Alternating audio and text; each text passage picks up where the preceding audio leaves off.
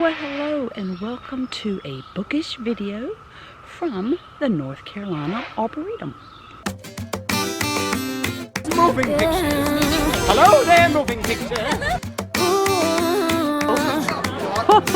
What's up, Doc? I've been all around the world. Every city, every place. Always been a restless girl. So I have came on a Monday hoping that it wouldn't be that busy so that I can give you guys a review on two books on the Titanic. Both are historical fiction. One is adult and one is like, again, hoping Mondays would be less busy and I could actually have these chairs. I'm happy I did get this spot that nobody was sitting in it. However, as you can hear, the chainsaw is going. So I'm going to actually sit and read a little bit. My new, my May Book of the Month Club book. And then I'm going to have to move to somewhere a little more quieter to actually do the review of the two books. Now, granted, the vegetation has grown up since the last time I've been here because that was in the winter, so I really don't have a view, but I'm going to read here anyway because it's just normally a quiet and tranquil spot. Chainsaw's not going right now. I can hear all the cicadas and the birds.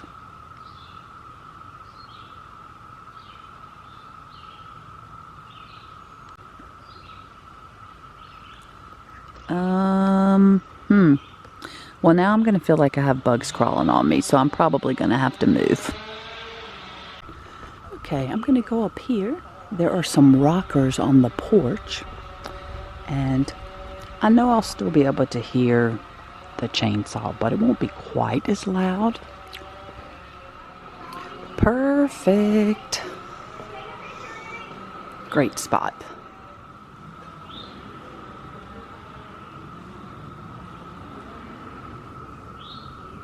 I've actually been here quite a while reading because when I came to sit down, of course I walked from that direction and I didn't realize that people were sitting here eating lunch.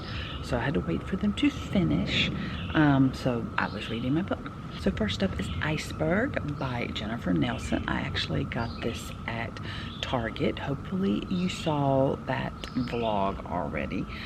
You know, I wasn't going there to get a book, by the way. So I gave this book a 4.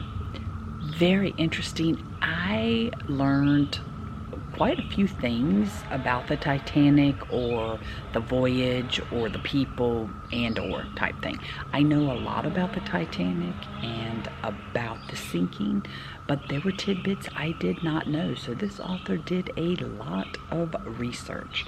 So we have this little girl, her father passes away. Well, I've moved again. I was sitting right there.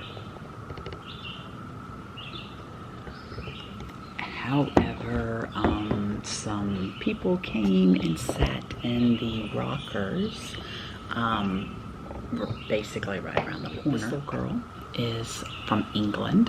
Her father passes away, so her mother decides to send her to America to work in a factory. She's going to live with a relative, and that relative has got her a job at the factory so that she can make money and send back home. Oh, by the way, have I showed y'all this? The books are calling, and I must go. It has the mountains on it because normally you see t-shirts that say the mountains are calling and I must go. So thumbs up. It came from Piper and Ivy. I actually also did a video on that order. I think I ordered like 6 bookish t-shirts, so I'll try to remember to leave that link at the end of the vlog. Also, stay through the outro music because I'll show some footage from around the Arboretum. Now the issue is that how is she going to get to America? Well, of course she's going to go on the Titanic. But when she gets there, she realizes that her mother did not send her enough money for the ticket. So the only thing she can do is stow away. Really neat way, brave way of how she stows away. And right away she meets a young porter. And it takes a little while for him to find out that she actually stowed away. But he does help her, feels bad for her, helps her. He ends up getting in some trouble for helping her. Hazel here has a little secret. She really doesn't want to go work for a sweatshop. She wants to be a journalist. So she's 12 years old. And everybody kind of makes fun of her on the ship when they find out that she wants to be a journalist, because she is asking bukus of questions about the ship, about icebergs later on, and she's always making notes. She has a journal. She met another passenger on the ship, a lady that has taken to Hazel. Have I mentioned that her name was Hazel? I don't know. But the lady's taken to Hazel, and she actually gives her a notebook. Well, she lets her borrow it, but we know she really gave it to her.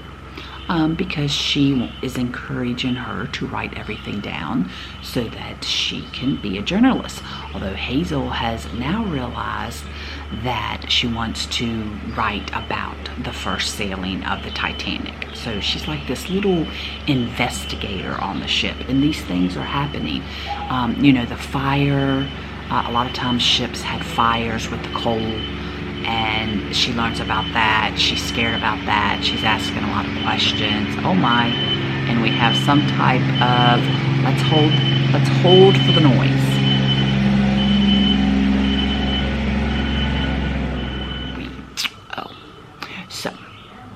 She also befriends a first-class girl that takes a liking to Hazel, and of course that girl's mom and like tutor, not really a nanny, but kind of like her tutor that's traveling with her.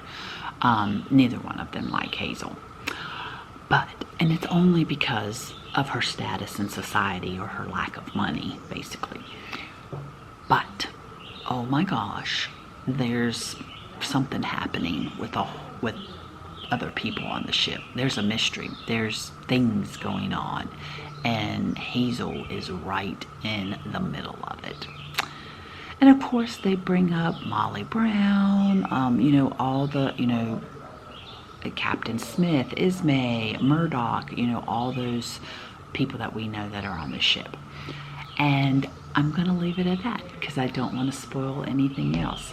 Quick read, since, you know, it is a middle grade book, but I really do recommend it. All right, I am going to move on so I can talk about the next book. Sisters of Fortune by Anna Lee Huber. I got it now. So this is actually based on real life people. So there was 3 Fortune sisters, and I had no idea. Like, I had not heard of them before, which is why I was really interested in this book. So my older friend, you guys have heard of me mention my friend that's in her 90s. We both read a lot of historical fiction, and this is actually her book. She lends me her books. She gets to read through them so fast, and that's why I never get through like some of the books I buy. Like, I've had books for years that I haven't been able to buy because I feel like I need to hurry up and read hers and give it back to her. But every book she gives me I love. But anyway, so, you know, we've heard of people that have been on the ship, the Astors, Molly Brown, you know, that type of thing. But Fortune sisters, affluent sisters, they're traveling with their parents. They're doing this grand tour of Europe. They went to Egypt, and when they're in Egypt, the oldest sister, Alice, a fortune teller somehow approaches them, and she's the friend that she's with. It's like, yeah, let him you know, tell you the fortune. And basically he gives her a bad omen Fortune says that basically he sees her on a small vessel or something floating in the water, and that basically she's going to lose everything. And it really does kind of freak her out. That being said, they get on the Titanic, and then there's the middle daughter, Flora. She is actually engaged she's engaged to get married. Her family highly approves of this guy. But as her grand tour goes on, she's just not quite sure about him. And of course, she does run into what ends up being a fictional character in the book, a tennis player. And I learned that there really was a tennis player on the ship, and they talk about him. He is friends with this fictional character. But anyway, and then the youngest daughter, Mabel, she is, she's basically the reason that they took this grand European tour, because she was seeing this jazz musician that her parents do not approve of, and it was their way of separating them. So I did give this book 4 stars, because it was very, very interesting. The storyline was wonderful. The, the excitement, how the author wrote what was happening during that time really drew me in. And just knowing that the Fortune sisters were legitly sisters on the Titanic, which, spoiler, I mean, they obviously did survive the Titanic. But did everybody survive the Titanic in their family? Because there was actually more family members. Huh.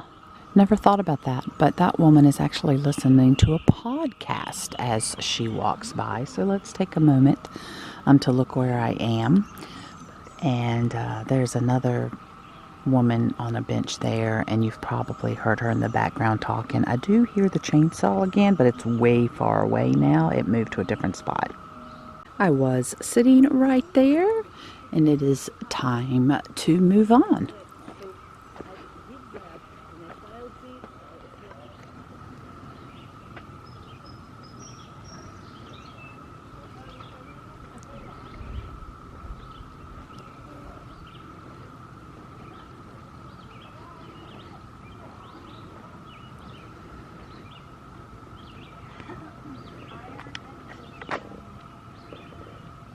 So I'm going to be honest, it took me a while to get into this book. I had actually tried to start reading it many months ago and got through like 2 chapters, and for some reason I just couldn't get into it.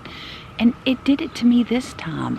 It took me about 4 or 5 chapters to actually really get involved in the story. And I think one of the reasons why was, as you can see, there's a whole cast of characters. There was a lot of people to, I guess, just wrap my head around from the beginning. All these are cast of characters. But once I got going, I was engrossed.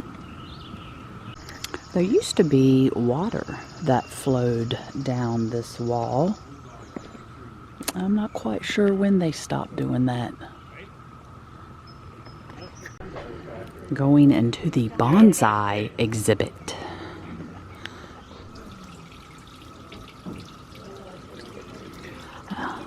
Just looking at this water, talking about the Titanic books. My gosh. I mean, just imagining how cold that water was. For the people that ended up in the water is just a terrifying thought.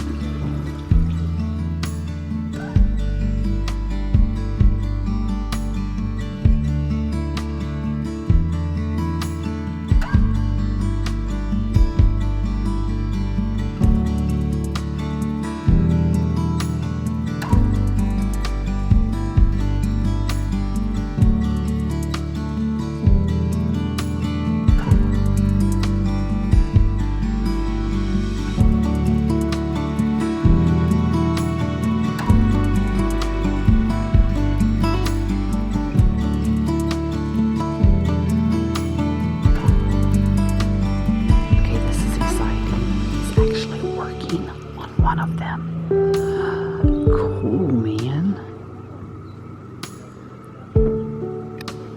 Oh, lizard. Oh, I saw movement by my foot. And then when I moved, he froze. Oh, he's going again. All right, back to the bonsai here.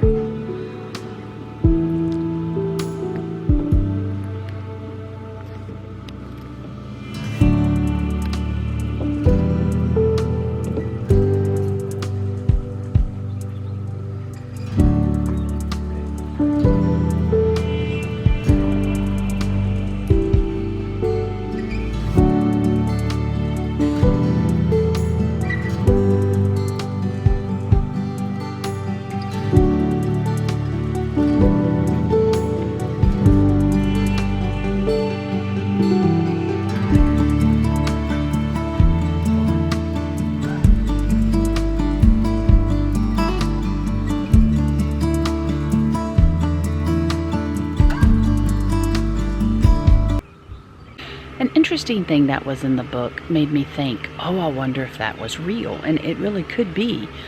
So at one point, you know, we all know that some people didn't take the whole hitting the iceberg very seriously at first. A lot of, you know, the guests didn't. And in this book, she's talking about once they saw the stokers up on deck, they knew something was wrong, because they would have never came up there. It's the little things like that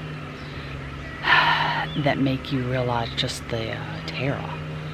At some point, every person on that ship had that first realization that this was bad. This was very, very bad. Right, railroad time.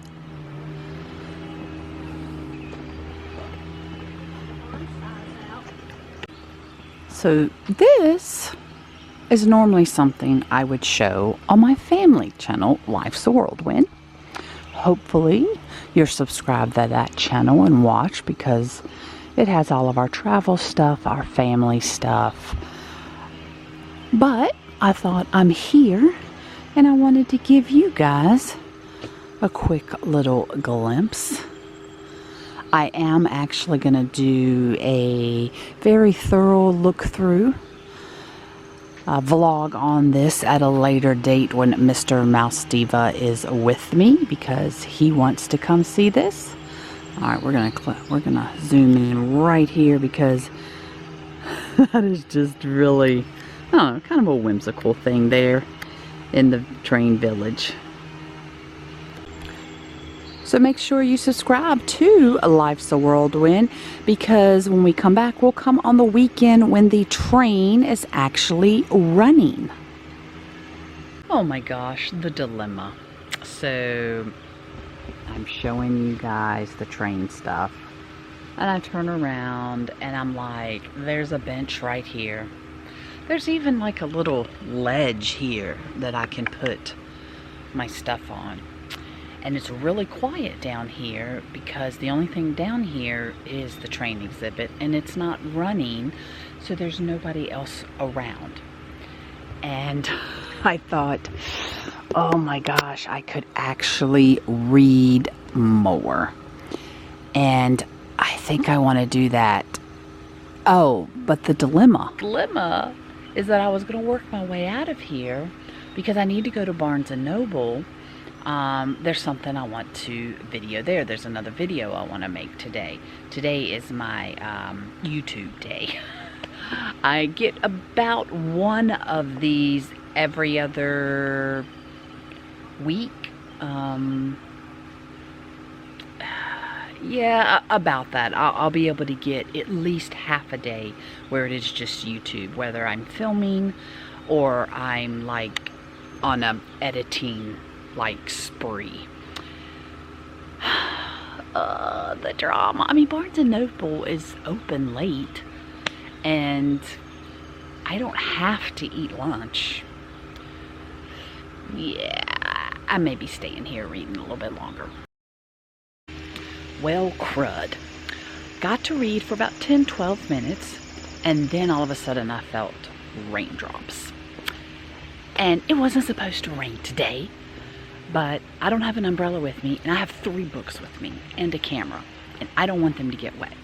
So we are headed to the vehicle. Oh my gosh, this is like Florida. Even though it's not supposed to rain, it rains.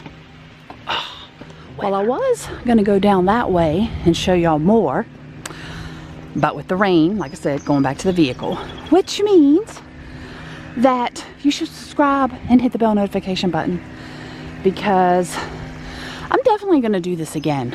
I'm gonna do like a reading vlog, reading wrap-ups, something, but I'm gonna come here and do it more often because I really enjoyed this. All right, back in the vehicle. I have dried my books off because they had some water spots on them. Oh, I need to dry me off, sunglasses off. So I am en route to Barnes & Noble. Subscribe, hit the bell notification button, and until the next page.